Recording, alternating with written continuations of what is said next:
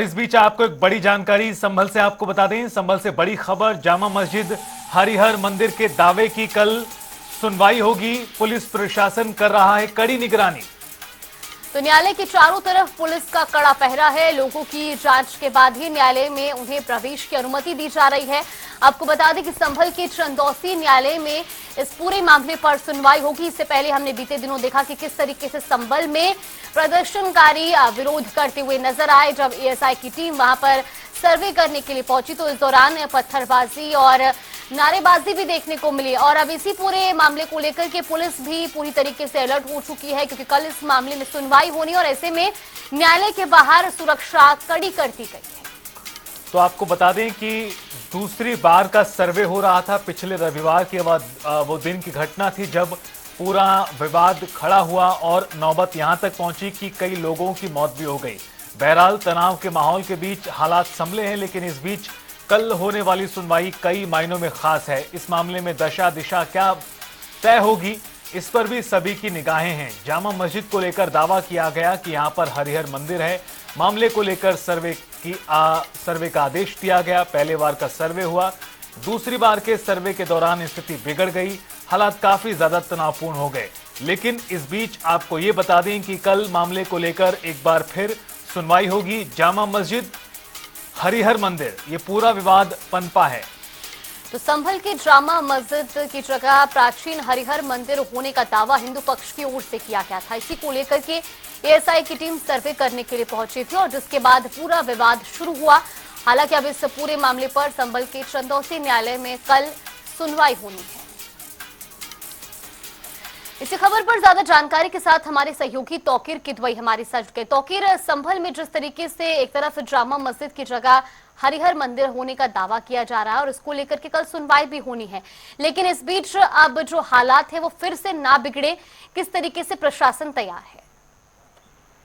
देखिए, कल बड़ा दिन इसलिए भी है क्योंकि सुनवाई तो है ही, साथ ही कल जुमे का भी दिन है और ऐसे में बड़ी संख्या में जो मुस्लिम समुदाय के लोग हैं वो नमाज अदा करने निकलते हैं। जामा मस्जिद में भी नमाज होती है और इसके अलावा संभल की कई ऐसी बड़ी मस्जिदें हैं जहां बड़ी संख्या में लोग नमाज पढ़ने निकलते हैं।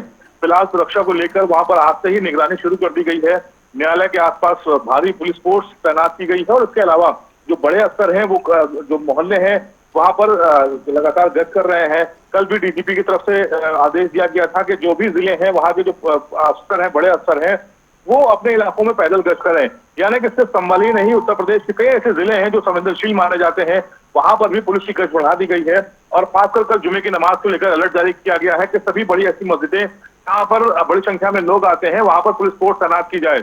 न्यायालय की निगरानी के लिए ड्रोन तैयार किए गए हैं और आज से ही ड्रोन से निगरानी की जा रही है और कल भी जुमे की नमाज और सुनवाई के दौरान वहां पर ड्रोन से निगरानी की जाएगी। आसपास के जो कुछ इलाके हैं जैसे शक्ति नगर है, मयूर विहार है, मुंसिफ रोड है, गौशाला रोड है, वहां पर बैरिकेटिंग की गई है और आसपास की दुकानों को भी बंद करने को कहा गया है। तौकीर, एक और सवाल का जवाब आपसे चाहेंगे। जिस तरह से पहले सुनवाई हुई उसके बाद सर्वे का आदेश दिया गया, पहली बार का सर्वे हुआ, स्थिति तनावपूर्ण नहीं थी, दूसरी बार के बाद स्थिति बिगड़ गई और हालात काफी ज्यादा इस पूरे हफ्ते बिगड़े नजर आए रविवार के बाद से ही।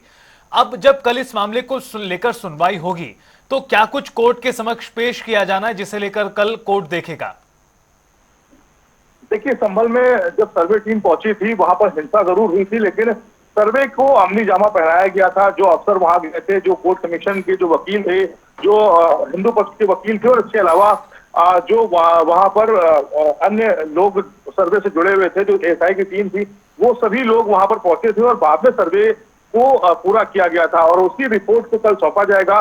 इसके आधार पर ही कल कोर्ट फैसला भी सुनाएगी और माना यह जा रहा है कि जिस तरह के हालात हैं और जिस तरह से संभल में हिंसा हुई है उसको देखते हुए अगली सुनवाई के लिए कोई एक डेट दी जाएगी कोर्ट की तरफ से, ताकि इस मामले को जब तक शांत नहीं होता तब तक हवा ना दी जाए। फिलहाल कई तरह के सवाल खड़े हुए हैं। रामगोपाल यादव जो महासचिव है समाजवादी पार्टी के, उनका कहना है कि जो छोटी कोर्ट है इनके फैसले लोगों को आपस में बीच में झगड़ा करा रहे हैं। ऐसे कई नेता हैं जिन्होंने इस तरह के बयान दिए हैं, कोर्ट को लेकर भी सवालिया निशान खड़े किए हैं। फिलहाल कोर्ट के फैसले को लेकर भी ये माना जा रहा है कि जो अब तक जल्दबाजी के फैसले लिए गए थे शायद उसको लेकर संभल के हालात सुधरने तक मौका दिया जाएगा कि इस मामले को बहुत गंभीरता से अभी फिलहाल सुना जाए और आगे की तरीक दी जाए, ताकि संभल के हालात सुधरे और फिर इसके बाद इस कार्रवाई को पूरा किया जाए। लेकिन कल जब कोर्ट कमीशन की रिपोर्ट जब जाएगी, टीम की रिपोर्ट जाएगी कोर्ट में, फिर उसके बाद आने वाला समय ये माना जा रहा है कि दिसंबर की 15 से 20 तारीख तक इसकी सुनवाई को अगली डेट मिल सकती है।